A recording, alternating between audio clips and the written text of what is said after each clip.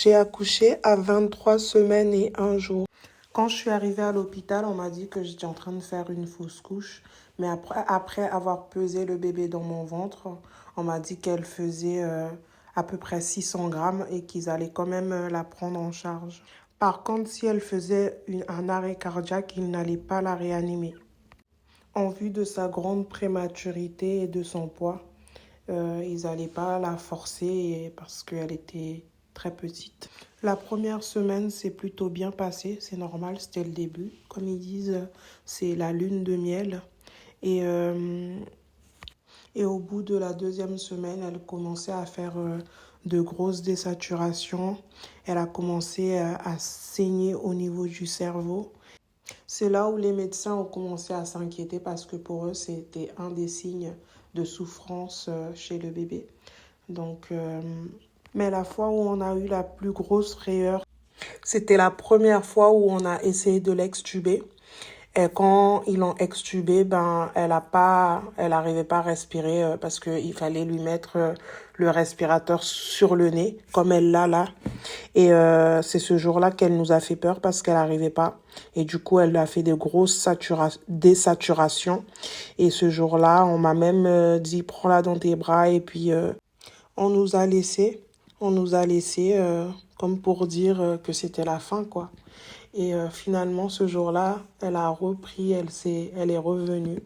Elle a recommencé à avoir une bonne saturation, sachant qu'elle était descendue à 40.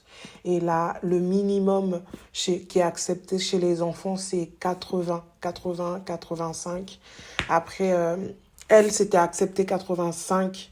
Je sais que normalement, elle devait être à 90, il me semble. Mais comme elle était très petite, ils ont accepté qu'elle soit à 80, 86 des fois. Et franchement, ce jour-là, c'était la dernière fois qu'elle m'a fait cette frayeur-là. Et après ça, elle est repartie de plus belle. Et regardez comment elle sourit. Elle s'en est sortie. On est sorti de l'hôpital au bout de 3 mois. De 3 mois où on a fait 3 services différents. Au début, on était en réanimation. Après, on est passé en soins intensifs. Et enfin, on est passé en néonat. Après la néonatale, on est rentré à la maison. C'était là où il fallait qu'elle apprenne à manger toute seule. Et elle l'a fait très très vite. On est rentré, oui, comme je vous ai déjà dit, au bout de 3 mois. Après ça, il fallait retourner à l'hôpital à chaque fois qu'on faisait les vaccins. On dormait à l'hôpital pour les vaccins. Et aussi, on nous avait prescrit de la kiné. De la kiné qu'elle a fait jusqu'à ce qu'elle fasse... jusqu'à ce qu'elle marche. Elle a fait sa kiné jusqu'à ce qu'elle marche. On a arrêté la kiné en septembre 2024 là. Et voilà. Il faut savoir que elle a jamais eu de retard sur quoi que ce soit parce que tout est calculé pour elle en âge corrigé. Donc selon son âge corrigé, elle a eu du retard sur rien du tout. Elle a elle elle tout fonctionne parfaitement chez elle.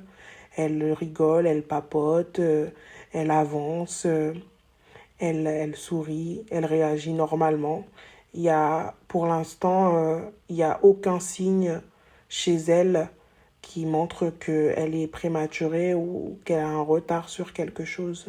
Donc voilà, merci Seigneur pour, euh, pour, euh, pour ce qu'il a fait en fait.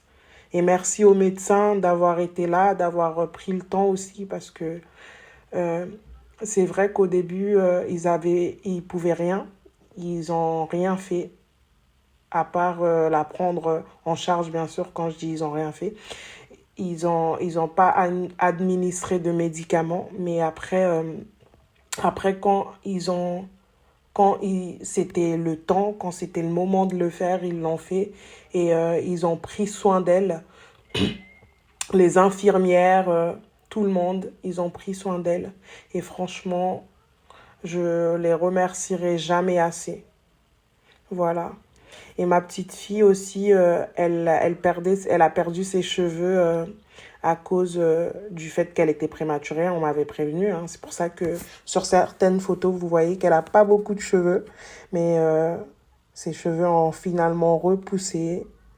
Et voilà, elle est toute belle.